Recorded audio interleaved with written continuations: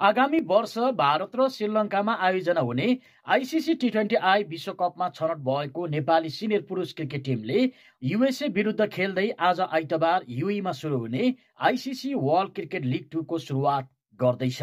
Match preview सम्बन्धी आज यो भिडियो हामी तपाईहरु माझ लिएर आएका छौं र आजको यो भिडियोमा हामी युएसए र नेपालको विगत के कस्तो रहेको छ, यानी कि हेड टु हेड कस्तो रहेको छ र साथसाथै आइसिसी र्याङ्किङको बारेमा पनि यो भिडियोमा हामी चर्चा गर्नेछौं र पछिल्ला दुई खेलमा नेपाल र युएसए को पछिल्ला दुई खेलमा के कस्तो प्रदर्शन रहेको थियो त्यो बारेमा पनि यस भिडियोमा हामी विशेष चर्चा गर्नेछौं। तसर्थ भिडियोलाई सुरुदेखि अन्तसम्म पनि हेरिदिनु होला। बिना माइक हामी यो भिडियो तयार गर्दैछौं, तसर्थ भिडियोमा अलिकति साउन्डहरु चाहिँ त्यति राम्रो नआउला, त्यसको लागि हामी क्षमा माग्न चाहन्छौं र हामी यो विषयमा पनि पक्कै पनि ध्यान दिइरहेका छौं है। तसर्थ क्यामेराको लागि हामी प्रोसेसहरु गरिरहेका छौं र आगामी दिनमा पक्कै पनि राम्रो भिडियो आउने रहेछ र यति भन्दै आउनुस् भिडियोलाई सुरु गरौं। हाल आइसिसी ओडिआई वरियतामा 17औं स्थानमा रहेको नेपाल र नेपाल भन्दा 3 स्थान माथि अर्थात 14 स्थानको अमेरिका बीच ओडिआई क्रिकेटमा यो 10औं भेट रहनेछ।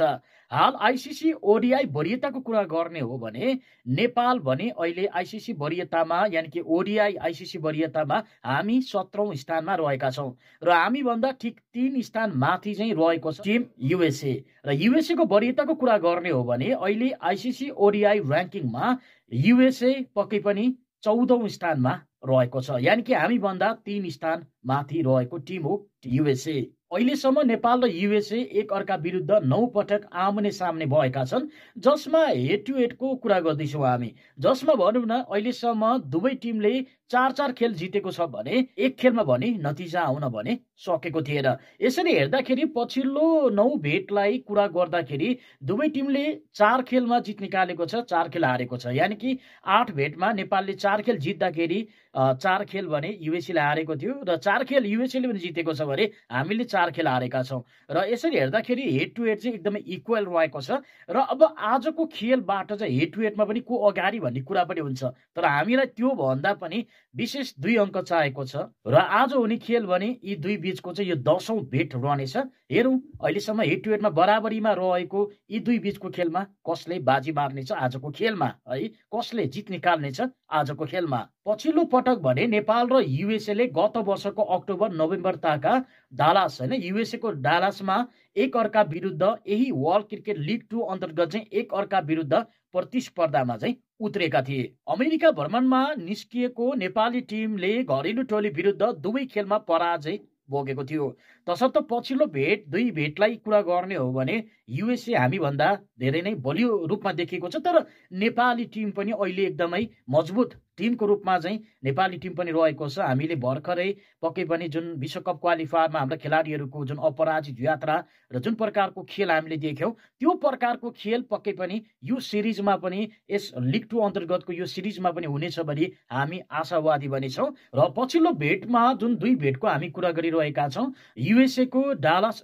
स्टेट रंगशालामा भएको उक्त खेलमा नेपाल पहिलो खेलमा चाहिँ 3 विकेटले अमेरिका विरुद्ध पराजित भएको थियो भने दोस्रो खेलमा भने नेपाल 37 रनले चाहिँ पराजित हुन पुगेको थियो।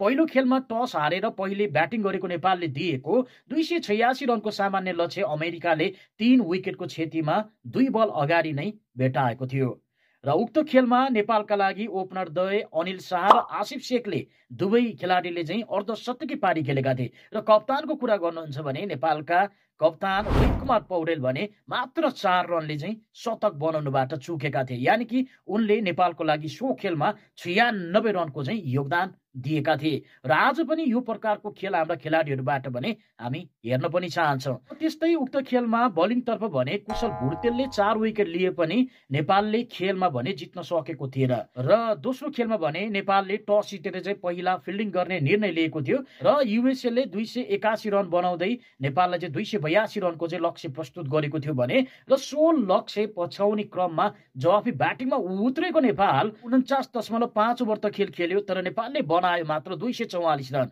र 244 रनमै नेपाल समेटिँदा 37 रनले चाहिँ नेपाली टिम युएसए सँग पराजित हुन पुगेको थियो र सो खेलमा पनि ओपनर अनिल शाहले अर्धशतकीय पारी खेलेका थिए। त्यसबाहेक सोमपाल कामीले 46 रन बनाए पनि नेपालले लक्ष्य भने भेटाउन भने सकेन। गुल्सनले भने सो खेलमा हामीलाई 3 विकेट भने दिलाएका थिए। यो त रह्यो पक्कै पनि नेपाल र युएसए बीचको पछिल्लो 2 खेलको बारेमा र जारी आइसिसी वर्ल्ड क्रिकेट लिग 2 मा नेपाल पुछारबाट यानि कि 8 राष्ट्र रहेको लिग 2 को जुन भनौँ पोइन्ट्स टेबलमा नेपाल भने 7औं स्थानमा छ। युए भन्दा हामी माथि छौँ। अहिले हामी 8 टिम मध्ये नेपाल पक्कै पनि 7औं स्थानमा, तसर्थ पुछारबाट हामी दोस्रोमा छौँ। र युएसए को कुरा गर्ने हो भने युएसए भने पोइन्ट्स टेबलमा भनौँ न दोस्रो स्थानमा रहेको छ र यता ऊ भन्दा 4 खेल कम खेलेको नेपाल भने 14 खेलबाट 5 जित निकालेको छ भने 9 खेलमा चाहिँ हार बेहोर्दा र 2 खेलमा भने अङ्क बाँडिदा भने 12 अङ्क सहित अङ्क तालिकाको 7औं स्थानमा नेपाल रहेको छ। जारी वर्ल्ड क्रिकेट लिग 2 मा स्कटल्यान्ड र नेदरल्यान्ड विरुद्धको सिरिजका लागि स्कटल्यान्ड पुगेको थियो। त्यहाँ नेपालले सिरिज अन्तर्गत चाहिँ 4 खेलमा 3 खेलमा जित निकाल्दा 1 खेल भने हार्न पुगेको थियो। नेदरल्यान्डसँगको दुवै भेटमा नेपालले जित निकाल्दा स्कटल्यान्डसँग भने पहिलो खेलमा जित दर्ता गरे पनि तर दोस्रो भेटमा भने नेपाली टिम पराजित हुन पुगेको थियो। र यता ओमान र क्यानाडालाई आफैले होस्ट गरेको युएसएले गत मे महिना जुन 4 खेल मध्ये उसले पनि 3 खेलमा जित निकालेको थियो। क्यानाडा विरुद्ध दुवै खेलमा जित निकालेको युएसएले ओमान विरुद्धको पहिलो भेटमा भने पराजय भएको थियो, तर ओमान विरुद्धको दोस्रो भेटमा भने उसले जित निकालेको थियो। यसरी हेर्दाखेरि पक्कै पनि दुवै टिमले भनौँ न युएसएले पनि नेपालले पनि पछिल्लो खेल जुन सिरिज लिग 2 अन्तर्गतको खेल्दाखेरि समान नै देखिन्छ। यसरी हेर्दा आजको खेल निकै उत्कृष्ट ब्लकबस्टर हुने निश्चित छ। नेपाली टिमलाई जितको शुभकामना पनि दिँदै गर्नु होला। यस 8 राष्ट्र रहेको यस प्रतियोगिताको शीर्ष 4 टोलीले ग्लोबल क्वालिफायर खेल्ने मौका पाउनेछ र साथसाथै आफ्नो पक्कै पनि जुन ओडिआई मान्यतालाई पनि जोगाउनेछ। र तपाईँको विचारमा चाहिँ के लाग्छ, यो सिरिजको 4 खेलमा नेपालले कति खेलमा जित निकाल्ला? तपाईँले कमेन्ट बक्समा लेख्न पनि सक्नुहुनेछ। र आजको यो खेलको लागि नेपाली टिमलाई जितको शुभकामना दिनुहोला। नेपाल भर्सेस युएसए विरुद्धको यो खेलको लागि हामी जितको शुभकामना दिन चाहन्छौँ।